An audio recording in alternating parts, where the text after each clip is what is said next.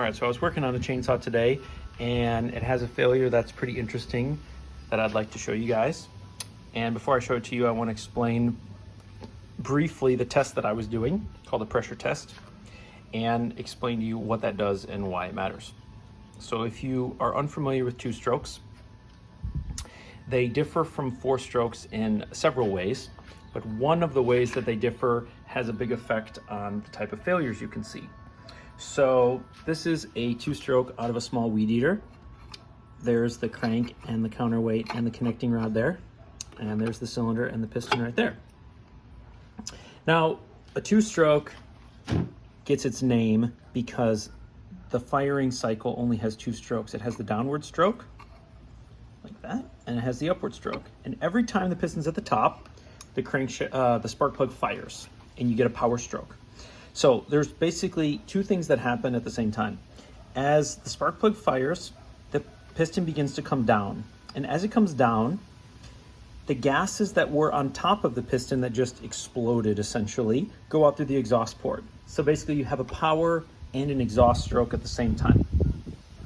The second thing that happens is as the piston drops, the cavity or the crankcase underneath the piston becomes slightly pressurized because the piston is dropping.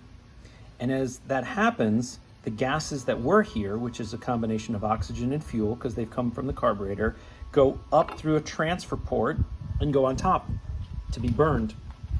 Then as the piston goes up, it compresses those gases, oxygen and fuel, and because it made this cavity larger, you get a suction here, a low pressure suction, and that's what pulls the fuel in through the carburetor.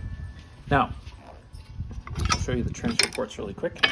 So basically, this square passage here and here, those are basically how the air come up through what we call the transfer port. Now,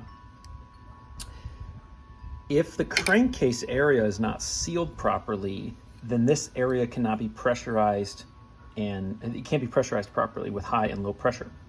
And so on a normal car engine, if you had a crankshaft seal that was leaking or an oil pan that was leaking, you would just leak oil. But two strokes are different. If you were to have a leak here or on the other side of the crank where that seals, what would happen is when the piston drops, instead of pushing all of the gases here to the top of the piston to be burned, it would push some of them out the leaky hole. And then when the piston goes up and it creates a low pressure suction area, instead of pulling all of the fuel and air through the carburetor, it would pull some air in through that leaky seal. And so that's what we call an air leak.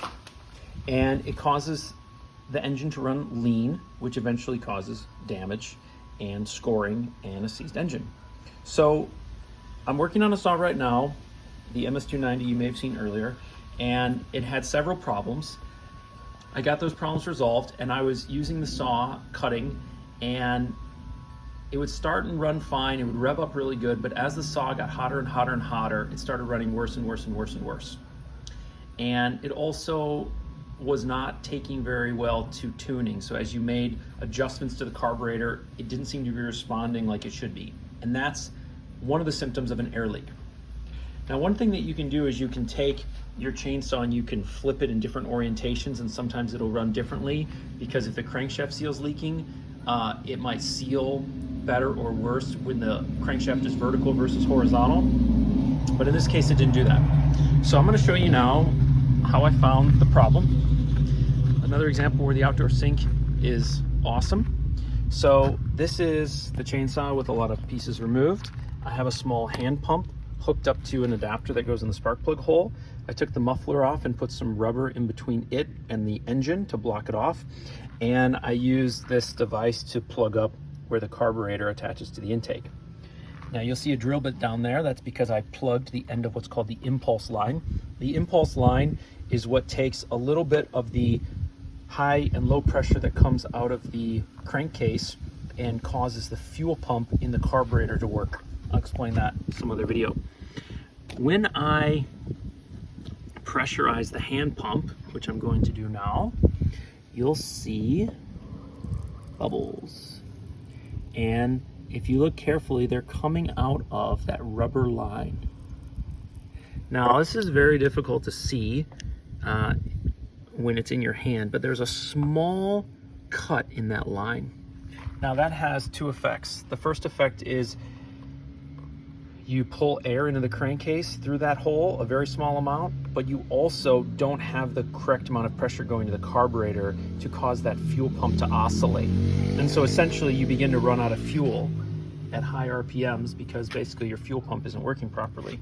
So this procedure is a big pain in the butt. Sometimes you can just spray the saw down with soapy water, or you can even just hear the leak if it's really bad. But in this case, it's a relatively small leak, which is why the saw still started and ran and cut, but then it just got worse and worse and worse. So this is what you sometimes have to do. It's a tedious setup, and it takes a while to get everything sealed up before you can even start pressure testing. But ultimately, it's one of the most conclusive ways to find out exactly what's leaking and exactly where it's leaking.